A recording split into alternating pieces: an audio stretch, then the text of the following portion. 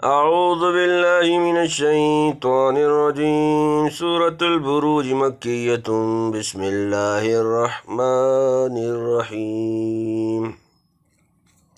والسماء ذات البروج واليوم الموعود وشاهد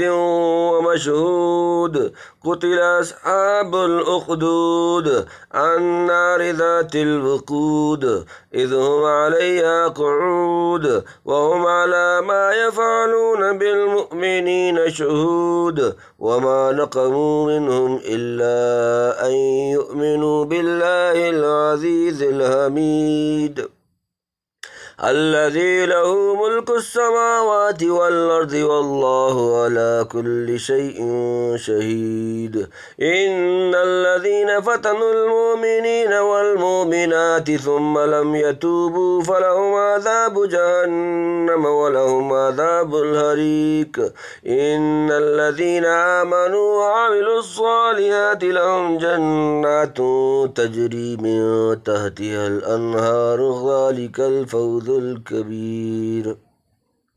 إن بطش ربك لشديد إنه هو يبدئ ويعيد وهو الغفور الودود ذو العرش المجيد فعال لما يريد هل أتاك حديث الجنود فرعون وثمود بل الذين كفروا في تكذيب والله من ورائهم محيط بل هو قرآن مجيد في لوح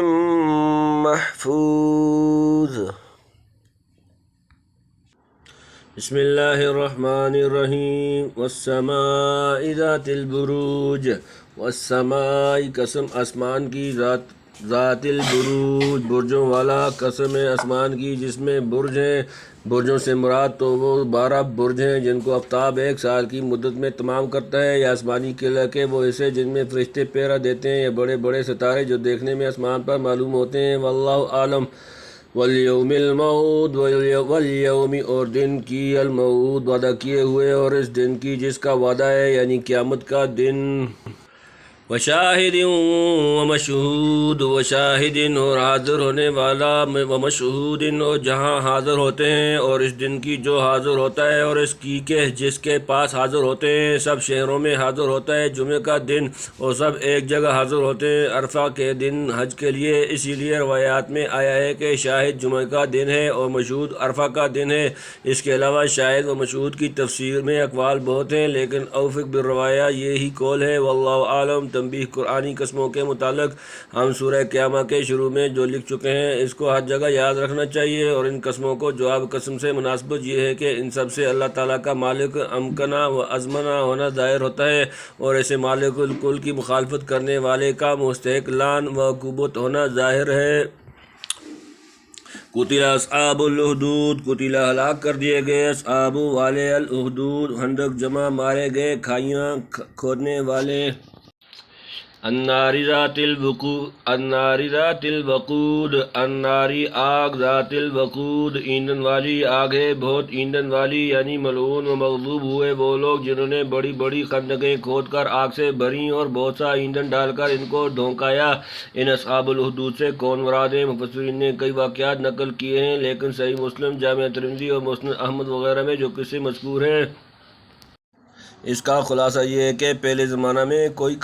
کافر بادشاہ تھا اس کے ہاں ایک ساحر جادوگر رہتا تھا جب ساحر کی موت کا وقت قریب ہوا اس نے بادشاہ سے درخواست کی کہ ایک ہوشیار اور ہونہار لڑکا مجھے دیا جائے تو میں اس کو اپنا علم سکھا دوں تاکہ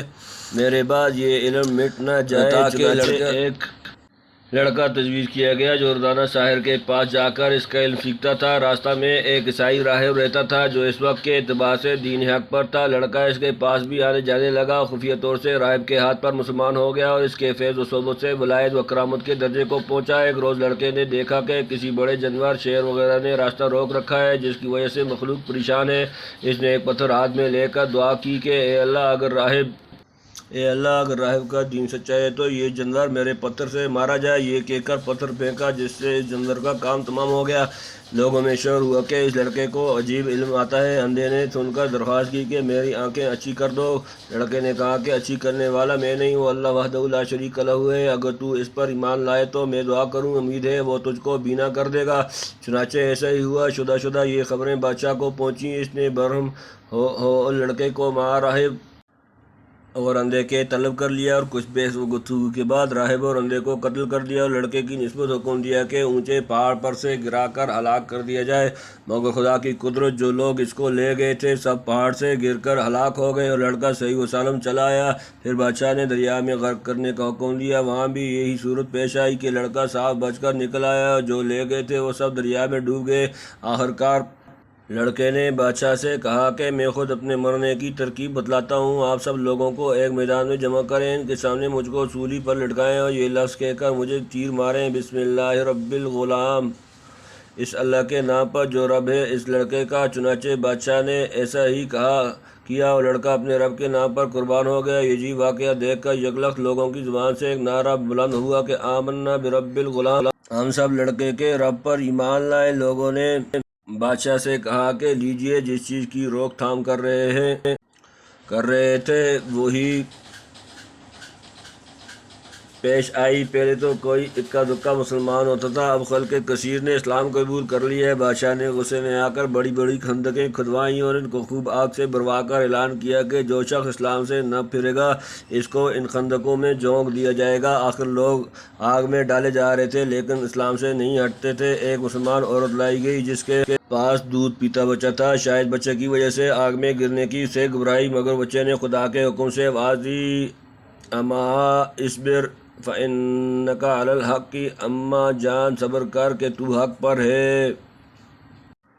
اذ ہم علیہا قعود، اذ ہم جب وہ علیہا اس پر قعود بیٹھے تھے، جب وہ اس پر بیٹھے، وہم علی ما یفعلون بالمؤمنین شہود، وہم اور وہ علی ما یفعلون پر جو وہ کرتے تھے بالمؤمنین مومنوں کے ساتھ، شہود دیکھتے، اور جو کچھ وہ کرتے مسلمانوں کے ساتھ اپنی آنکھوں سے دیکھتے، یعنی بادشاہوں اور اس کے وزیر و مشیر خندقوں کے آس پاس بیٹھے ہوئے نہایت سنگدلی سے مسلمانوں کے جلنے کا تماشا دیکھ رہے تھے۔ بدبختوں کو ذرا رحم نہ آتا تھا۔ وَمَا نَقَمُوا مِنْهُمْ إِلَّا أَن يُؤْمِنُوا بِاللَّهِ الْعَزِيزِ الْحَمِيدِ، وَمَا نَقَمُوا نہیں بدلہ لیا منہم ان سے، الا مگر ان کے یؤمنوا وہ ایمان لائے، باللہ اللہ پر، العزیز زبردست، الحمید تعریفوں والا، اور ان سے بدلہ نہ لیتے تھے مگر اسی بات کا کہ وہ یقین لائے اللہ پر جو زبردست ہے تعریفوں والا۔ الذی لہ ملک السماوات والارض واللہ علی کل شیء شہید،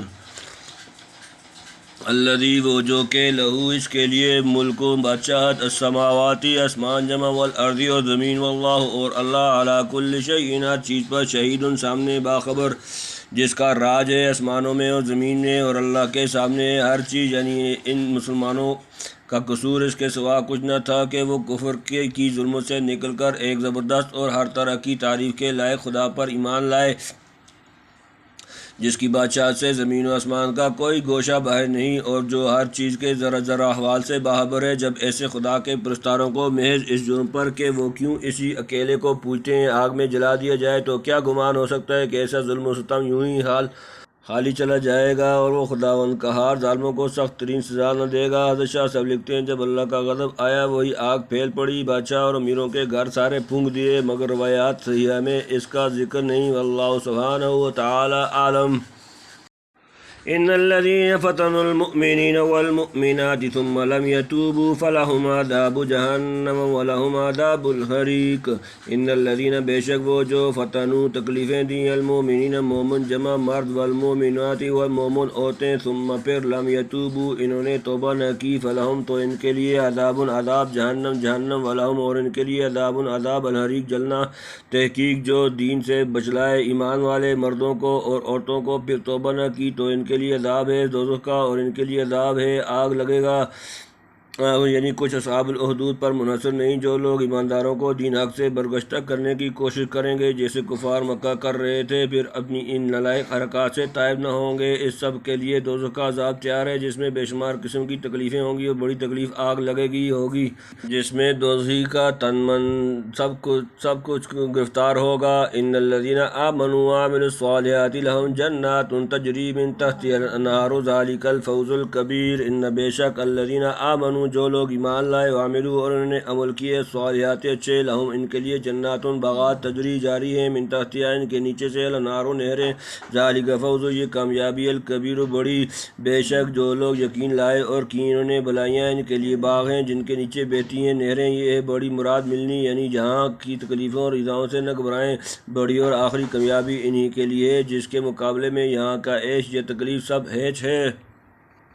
ان بطش ربک لشدید، ان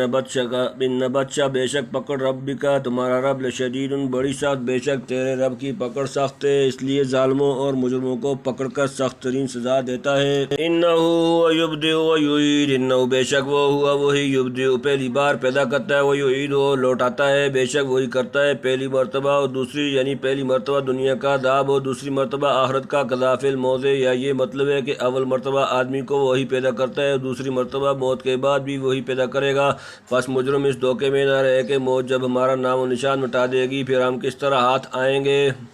وَهُوَ الْغَفُورُ الْوَدُودُ، وَهُوَ الْغَفُورُ اور وہ بخشنے والا، الودود محبت والا، اور وہ یہ بخشنے والا محبت کرنے والا، یعنی باوجود اس صفت قہاری و سخت گیری کے اس کی بخشش اور محبت کی بھی کوئی حد نہیں، وہ اپنے فرمانبردار بندوں کی خطائیں معاف کرتا، ان کے عیب چھپاتا اور طرح طرح کے لطف و کرم اور عنایت و شفقت سے نوازتا ہے۔ ذو العرش المجید، ذو العرش عرش والا، مالک المجید بڑی شان والا، مالک عرش کا بڑی شان والا۔ فعال لما یرید، فعال کر ڈالنے والا، لما یرید جو وہ چاہے، کر ڈالنے والا جو چاہے، یعنی اپنے علم و حکمت کے موافق جو کرنا چاہے، کچھ دیر نہیں لگتی، نہ کوئی روکنے ٹوکنے کا حق رکھتا ہے۔ بہرحال نہ اس کے انعام پر بندے کو مغرور ہونا چاہیے، نہ انتقام سے بے خوف، بلکہ ہمیشہ اس کی صفات جلال و جمال دونوں پر نظر رکھے، اور خوف کے ساتھ رجا اور رجا کے ساتھ خوف کو دل سے زائل نہ ہونے دے۔ حل اتاک حدیث الجنود، حل کیا اتاک تجھ تک آئی پہنچی، حدیث و بات، الجنود لشکر جمع، کیا پہنچی تجھ کو بات ان لشکروں کی۔ فرعون و ثمود، فرعون و ثمود، فرعون اور ثمود، فرعون اور ثمود کے ایک مدت تک انعام کا دروازہ ان پر کھلا رکھا تھا اور ہر طرف سے طرح طرح کی نعمتیں ان کو پہنچتی تھیں، پھر ان کے کفر و طغیان کی بدولت کیسا سخت انتقام لیا گیا۔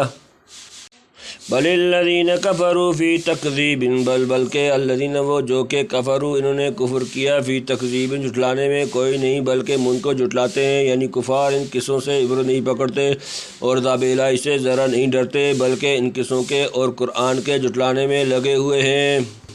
واللہ من ورائہم محیط، واللہ اور اللہ من ورائہم ان کے ہر طرف سے محیط گھیرے ہوئے، اور اللہ نے ان کو ہر طرف سے گھیرے رکھا ہے، یعنی جھٹلانے سے کوئی فائدہ نہیں، ہاں اس کی تکذیب کی سزا بھگتنا ضروری ہے، اللہ کے قبضہ قدرت سے وہ نکل نہیں سکتے، نہ سزا سے بچ سکتے ہیں۔ بل ہوا قرآن مجید، بل ہوا قرآن بلکہ وہ قرآن مجید بڑی شان والا، کوئی نہیں ہے یہ قرآن ہے بڑی شان کا، یعنی ان کا قرآن کو جھٹلانا محض حماقت ہے، قرآن ایسی چیز نہیں جو جھٹلانے کے قابل ہو، یا چند احمقوں کے جھٹلانے سے اس کی شان اور بزرگی کم ہو جائے۔ فی لوح محفوظ، فی میں لوح محفوظ، لوح محفوظ لکھا ہوا، لوح محفوظ میں جہاں کسی قسم کا تغیر و تبدل نہیں ہو سکتا، پھر وہاں سے نہایت حفاظت و اہتمام کے ساتھ صاحب وحی کے پاس پہنچایا جاتا ہے۔ فَإِنَّهُ يَسْلُكُ مِن بَيْنِ يَدَيْهِ وَمِن خَلْفِهِ رَصَدًا، سورۃ نمبر 72 سورۃ الجن آیت نمبر 27۔ اور یہاں بھی قدرت کی طرف سے اس کی حفاظت کا ایسا سامان ہے جس میں کوئی طاقت رکھنا نہیں ڈال سکتی۔